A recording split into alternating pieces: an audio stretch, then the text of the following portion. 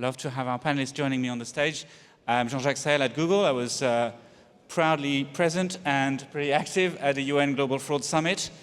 You've probably all heard the expression, what happens in Vienna stays in Vienna, but it won't be the case this time. We will spill the beans on what happened, and importantly, what's next.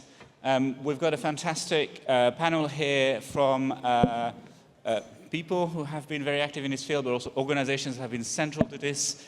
This was a summit jointly organized by the UN Office on Drugs and Crime and Interpol. Very lucky to have them here. We've also got, on the international institutions side, the OSCE. That's, well, you'll hear more from Kerry in a minute about their role at a very practical level in tackling this ecosystem of criminality. But we'll also hear, importantly, from the consumer side with Els and from the industry perspective. So we've only got half an hour. We're going to be very quick. It's going to be sort of TV show style. So for a start, I think it would be great to sort of explain a little bit what was this summit, and more importantly perhaps, because I think everyone hears about UN summits, right? There's one happening pretty much every week. And you might get a few headlines, sometimes you don't get any headlines, but this one was a bit different. It was of a different magnitude and certainly a bit of a first in UN circles from a number of perspectives. So why was that? And perhaps we can start with Giovanni from the UN Office on Drugs and Crime. Tell us a bit more about that, please. Thank you. Thank you, Jean-Jacques. Good morning. Good morning, everyone. Indeed, the number of events around fraud, the number of summits, is proliferating, and rightfully so. And they all put on the map different angles to the problem. But what happened in Vienna about 3 months ago, and why was that different from our perspective? The United Nations has a membership of 193 member states. Interpol, we'll hear from Bert shortly later, even larger than that. And that convening power enabled us to bring together for 2 days 1,400 participants. The number in itself is not impressive. What is more impressive is 44 ministers, vice ministers, or chiefs of police in the same space as 140 companies, industry leaders. 50% of those companies represented by vice presidents or chief executives. We never have those numbers altogether in UN premises for events of that nature. So that was impressive. And what was equally important for us was the ability to bring together ministers of justice, of foreign affairs, of home affairs, law enforcement officers, chiefs of police, victims, survivors, industry leaders, and create a space, 48 hours where public-private partnership could be more than talked about, could be forged. Thank you. Thanks, Giovanni. And I think the thing is, unlike some of the other UN summits, we're dealing here with a problem which is not so narrow. It's actually a problem that's multifaceted and touches on many other forms of criminality and harm. And that's where the OSCE in particular comes in. Kerry, tell us a little bit more about why the UN summit was so important and useful from your perspective. Yeah, thank you very much for the opportunity and including us in this conversation. So I think the Global Fraud Summit was important both for the scale that you mentioned in terms of the number of people and the level of government representatives, but also the breadth of platforms from the private sector that joined. From the OSCE perspective, the reason that we were very active at the Global Fraud Summit and are happy to be here is that we are tracking and documenting that these incredible scams and frauds that are having such a huge impact on our societies are increasingly built on the backs of trafficking victims. That human trafficking victims are being compelled to defraud other people. We heard about that from Judge Pirro this morning as well. So we appreciated within the Global Fraud Summit that it brought together such a range of actors. And like today, there was a focus on the human impact. And I applaud GASA for including a survivor of financial crime and Kirsty for her bravery in sharing her experience. And I think that is one of the things that is really needed in this, that the Global Fraud Summit really brought. It also brought a focus not only on talk, but on action with some real commitments and a framework for public-private partnerships to combat fraud. Thank you. And we'll come in a minute to what's next, and we'll hear from that. And I think what's important, I think all of us realize here, we're not dealing here with a petty crime from just down the street. This is a very serious and organized crime. And it's not one that we can deal with just from, for instance, you know, my company can't deal with it on its own. We're busy and we're doing all we can, but we also realize we're dealing with criminals, and in order to bring the full force of the law on them, we need partnerships, we need to support and boost the actions of our colleagues in government and in law enforcement, and Interpol was the joint organizer of this. So, Bert, can you tell us a bit more from your perspective as well? It was a bit of a first, I suppose, to do something of that magnitude, wasn't it? Well, that's true. Well, I think in tackling fraud, like many of you have said, scam and fraud nowadays are getting increasingly complex and sophisticated. And to be honest, law enforcement alone is not able to cope with it. Because now it's just not a crime problem, it's a social problem. It has a grave impact on the individual's life. It's not just in terms of financial loss, but the mental stress, and even in extreme cases, the suicidal tendency. We need the whole society to work together. It's not just from the law enforcement's point of view. We need partnership with the public. We need partnership with the private, the banking sector, the tech company, and telecommunication. How we can work together. How a victim come over here to report a case. Imagine if you're a scam victim, your top priority is to get your money back. How can we form a good, effective domestic stop payment mechanism? And how it can be better integrated into a global network of defense? What if victims send their money overseas? Is there any effective way to get the money back? And how do we raise the awareness? All these things will involve policy change. And the tricky bit of pushing for a policy change is that it's very hard to bring it up from the working level. We need to have a top-down approach. And that's what's so special about this Global Fraud Summit. You bring high-level officials, ministerial officials coming over, head of police, CEOs, and representatives from private companies to come together and to make sure everyone is on the same page, that we share the same commitment, we have the same political will, that we are ready to take action, and we're ready to form a global defense. Thank you, Bert. And that brings us nicely to this consideration, actually, when we talk a lot about public-private partnership, it might not be the most apt term. It's actually about multi-stakeholder partnership, because this is so much of a societal problem. And we were very lucky to have an unusual summit in that we had both industry very much present, speaking alongside governments, but we also had consumers very much at the table and bringing that voice and those ideas forward. So Els, please tell us a bit. Well, I think, first of all, a big merit of the summit in Vienna is that finally scams made it to the political table. Vienna recognized frauds and scams for what it should be, a big political priority. And believe me, that's not a given, not nationally, at least not in the countries where Euroconsumers is active, and also not European, which is kind of strange if you see the huge impact of frauds and scams on our economies, on people's trust in the system.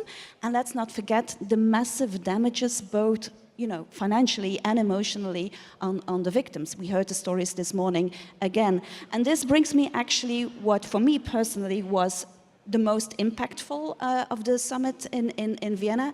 And it is that victims actually had a seat at the table. Although the focus very often was a little bit more on institutional level, I mean, their voices were heard. And also, that's not a given. We tend to organize discussions and partnership collaborations between governments and industry, telcos, banks, platforms, often overlooking those who are impacted the most about these scams, and these are the people, the consumers, the victims.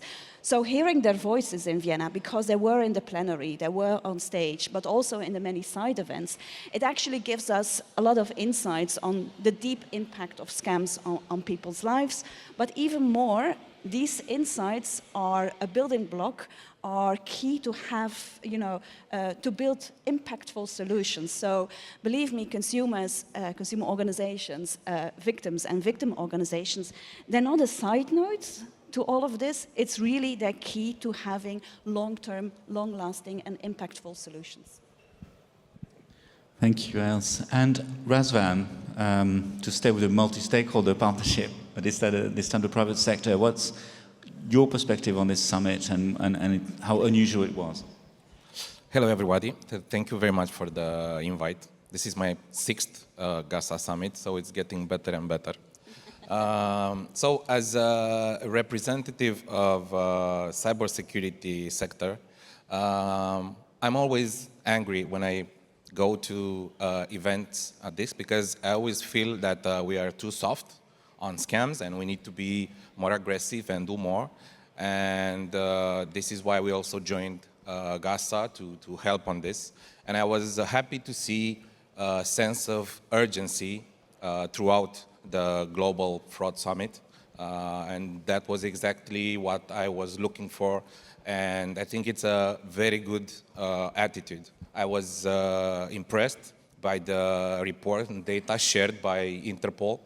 And I think it's very, very important that these kinds of reports and these kinds of data to be continuously shared. Yeah? Us at Bitdefender, we have dedicated team that work with law enforcement, yeah, so we cannot share what's happening. But I think for the consumers, for the institutions, the more they see the global scale of scams and fraud and scam centers, the more they will be incentivized to collaborate and do more on this. Thank you, Razvan. And we've heard how this was a pretty unusual UN summit. I think a lot of UN summits you go to, there's a lot of speeches. You get ministers speaking sometimes for a full day. And it takes months to prepare the speeches and many officials. This wasn't the case with the UN summit, right? It was very, down to it and action-oriented. So tell us, what were, if you can just share from, again, from your respective perspective, what were some of the key immediate outcomes of the summit? We heard that it was a big summit. It had very senior attendance, really emphasizing that how scam is such an important global topic. I mean, that's quite clear that that was the initial big thing, and bringing together representatives from beyond government, consumers, law enforcement, consumers, industry, and others. But what were some of the immediate practical outcomes of the summit? And Giovanni, we'll start with you again. Thank you. Yes, I can assure you that making sure that ministers would respect their speaking time was one of the most difficult parts of organizing the summit. But together with that, yes, there are concrete things that were discussed, were adopted, and we have them on the table now. And it's not even 3 months after the summit.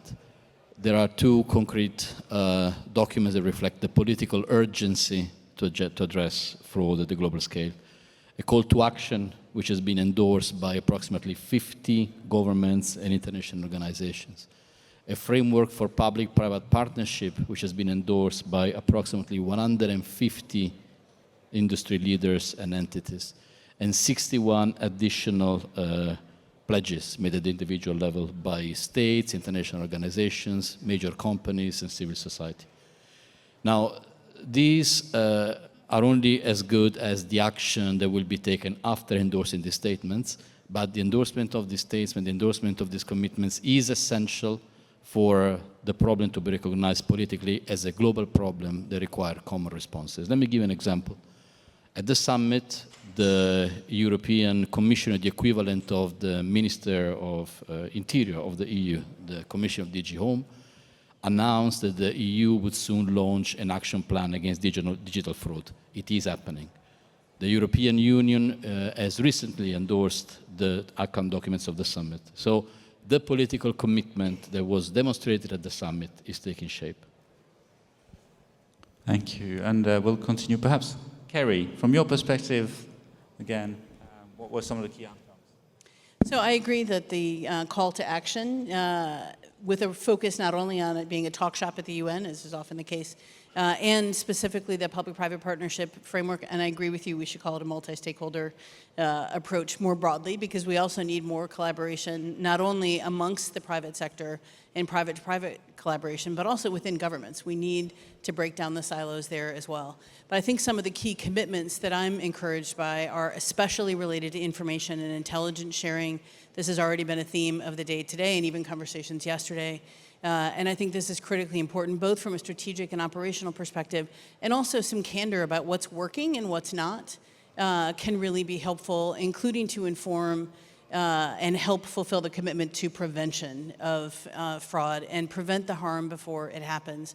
And there, I think, again, on the intelligence side, one of the ways that we at the OSCE are trying to contribute to that is we released at the Global Fraud Summit our latest financial flow information following the Money 2.0, where we had a consolidated indicator taxonomy specifically based on our recent assessment of the scope and scale of human trafficking and scam compounds. So we're trying to help follow the money from, with a trafficking focus, but obviously very related to this broader question. So I think that the concrete actions and commitments that were made to share information and partner together better are really tangible.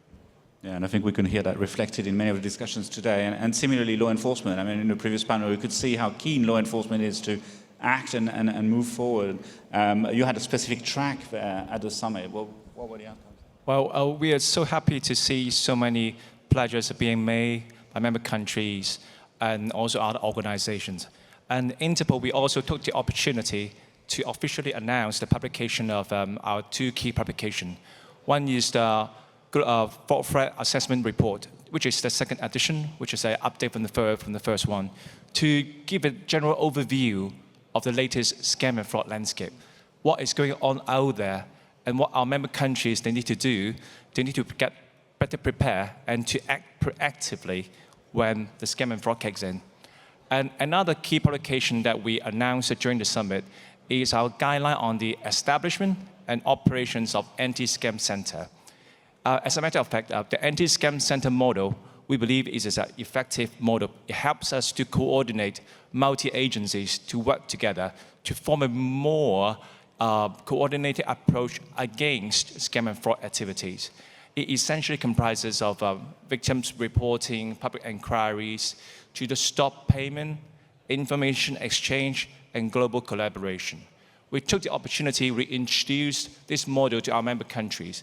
This model is not written by Interpol, but it's after our extensive research into the good practices being adopted by our member countries worldwide. So it boils down to the very essence of this model, and we put it in the booklet. What we're going to do is that we'll promote this one, and we'll help countries to build their own anti-scam center. This publication is so important, it can be served as a policy paper and also as a basis of the SOPs. And it's not just an end game, it's in fact a mechanism that allows countries to continue to improve on it.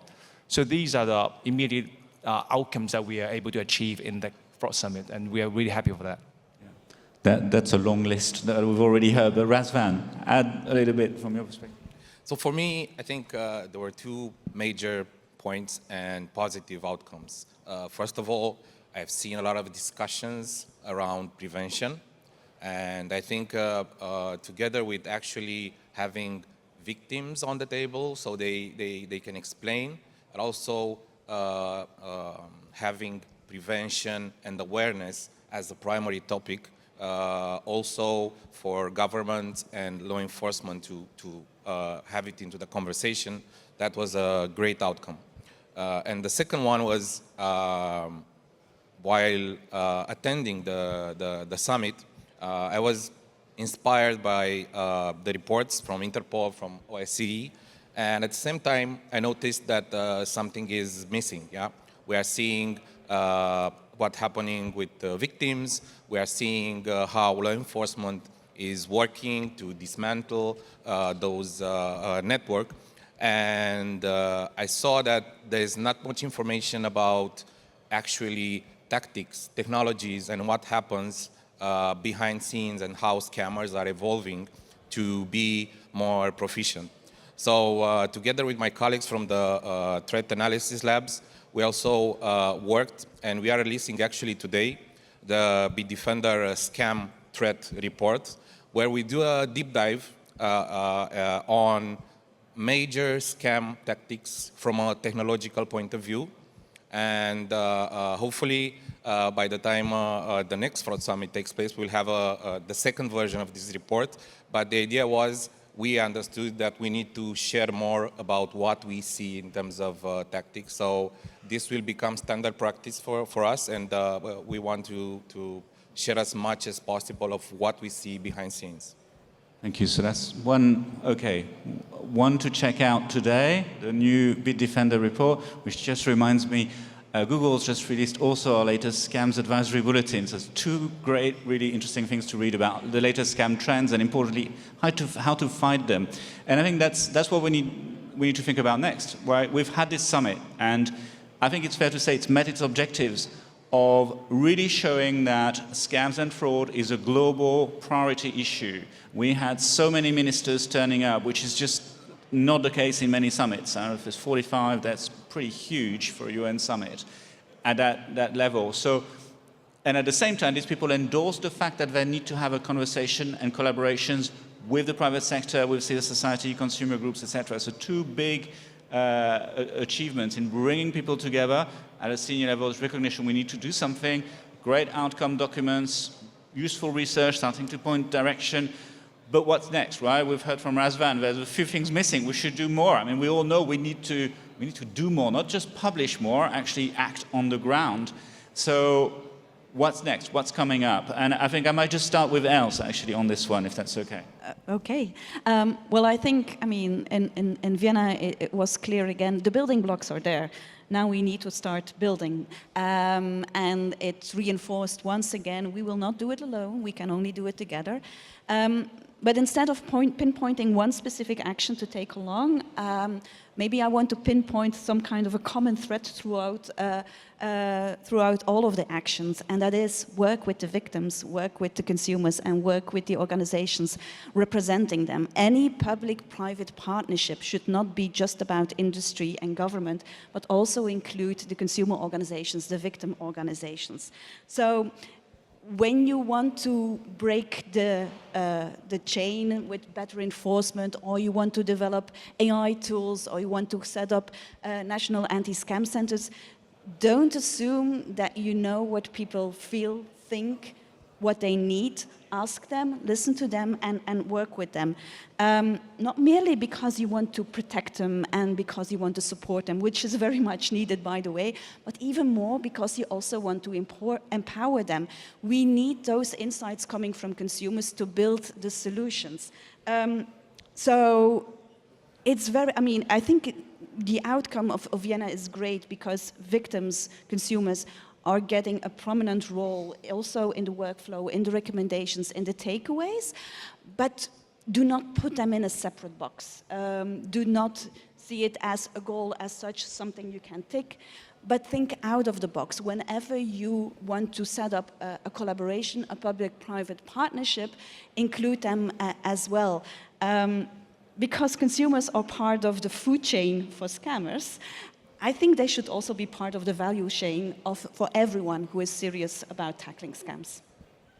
Thank you, and I'm sure we'll hear more in coming months about initiatives from your side. Giovanni, perhaps we can go back to you, right? As the host of the summit. You know, you've had a chance to take stock a little bit of how crazy it was, all the work that went into it. But what are you looking ahead to? Well, the incredible political commitment that we saw there, the action, cannot be left untapped. It would be a pity if indeed those hundreds of commitments made were to be left in Vienna in March last year. And some are very concrete: amend legislation, establish new anti-fraud agencies or units, increase the capacity of law enforcement officials, stand behind regional global organizations. These are very concrete things that political and private sector leaders have committed to. What are we working on? A very soft, light, but watchful eye to make sure that these commitments become action the day after they're made. And more than just an idea, probably give everyone an appointment again in March 2028 to see what happened between March 26 and March 28. Thank you. In Vienna again? To be discussed with our partner here next to me. But certainly the intention is to come together again 2 years looking back, to say what did we come together for 2 years ago? What did we pledge? And what did we do? And what next? Yeah. And everything is a package, from victims to governments, to the private sector, to business, to consumers. It's a package deal. Yeah. So right, I think we all agree we need to step up a gear. And we need to check on progress and step up to the next gear if needed. And Gary, how about on your side of things with the human trafficking in particular? What do you see as some of the key next steps and initiatives? Yeah, so I will say not only is financial crime, financial fraud, scamming a rapidly growing problem that, as we've heard, affects the national security, financial stability of countries with a huge human impact. It's also, forced scamming is the fastest growing form of human trafficking. So we need an urgency to address this from a human trafficking perspective as well. There was a lot of conversation today, but also at the Global Fraud Summit about the misuse of technology, especially artificial intelligence, in these scamming operations, and I think there's also a lot of hope there. And we can leverage the power of artificial intelligence to fight fraud, including the human trafficking element of it. And one area in particular that I hope some of the great minds in this room can work on, so that the next summit, there will be some progress on using artificial intelligence and other tech tools to identify potentially fraudulent ads that are both the foundation for the scamming operations, but also for the trafficking victims that are recruited to conduct this fraud. So I think there's a real opportunity to identify those and hopefully not let them get posted so we can prevent the harm before it happens. The other thing, again, I think just the huge component that we've already been talking about, keeping the victims, the human element and the human impact front and center. And that, I think, increasingly needs to also recognize that the human impact is also on the victims that are compelled to defraud other human beings and the trafficking victims. Thank you. Thank you. That's some very concrete proposals, and we're going to touch on a lot of that in both the intelligence sharing work tomorrow morning, and I think Razvan in your session tomorrow around online ads, and so we can start taking it forward already at this GASA event. And Bert, you've already started to touch on some of the next steps, but you've got some big projects at Interpol. Well, how do you see that coming together? Yeah, sure. We have some initiatives in the pipeline, and one of which a key initiative I will be happy to announce here is that we are going to form a task force, so specifically designed it to target scam centers. And we will be inviting countries, victims countries, suspect countries where those scam compounds locate, money flow countries, and also the private sector. We will work together and we connect the dots so we can have a holistic enforcement action together. And through this task force, we are not just acting alone, but we have co-location with our member countries. When we take the actions, we will make sure it's coordinated and we cover every aspect, not just the scam compound, but go upstream to the victim side, where the money goes, and the further tracing on the intelligence to identify those high-value targets, those masterminds who are behind this plot. We believe that nowadays the problem so serious is mainly driven by the scam center or those scam compound, because they're engineered to scam people and with a strong network backing them up for money laundering. And that's the reason why we need support from the banking sector, from telecommunication, from tech companies, to provide every intelligence or every useful information for us so we can work together with our member countries to have a collective effort. Yep. Thank you, Bert. I think that's a great piece of advertising for one of the new working groups that GASA has created, the Enforcement Working Group, which is meeting this afternoon at 2 p.m., where we're going to discuss very much how we can come together to support enforcement actions or drive better, stronger, faster enforcement action. Did you want to add something? Yeah, I'm very sure that Google will be a very good partner with us on that. Thank you. It's very kind. I will be a partner also on taxonomy. I just realized, very important point for taxonomy. Scam centers, national scam centers, good. That's governments coming together. Scam compounds, bad. Right? We're going to have to be careful. We use scam center to describe both things. It's getting confusing. Anyways, moving on. And I think we're going to have the last word for Razvan, telling us about, I mean, you've already started sharing about some of the stuff you're seeing, but what do you think from a private sector perspective? What should we look into? How can we partner with others? So, thank you very much for giving me the honor to close this up. So, as Carrie was saying, malicious ads have become a primary vector for scammers to distribute their campaigns. So we are increasing investment in research and detection of malvertising. For us, this is a core direction for 2026. And you know, the overall data sharing with the community and how we work in the private sector is really, really helping us. And I think the second point, and also it's unfortunately related to leveraging AI, we are seeing a growing trend in malicious actors actually trying to poison the AI tools we are trying to use to detect scams. Yeah, there is a specific tactics we are seeing being sold on the dark web called AI confusion and agent confusion, where they feed real messages disguised as scams to an agent, and then they feed scams disguised as real messages, and they try to poison the algorithm and to make it hard for these tools to actually detect scams. So our researchers are hard at work to decipher this, and this will also be one of our focuses this year. Yeah. Thank you all so much. Sometimes we go to these conferences and we say, today is the day we start to fight scammers. Today is not that day, we've started already. Today is the day we go faster and better, and so glad that we have so many international organizations involved and really taking this forward, encouraging other governments to join this, private sector and consumer groups and civil society more widely really playing their part, starting to share intelligence, sharing ideas, sharing consumer input, and importantly, moving to both better prevention and better enforcement against scammers. I think we're well on the way. We can make this happen, so thank you. Look forward to working with you all to make it happen.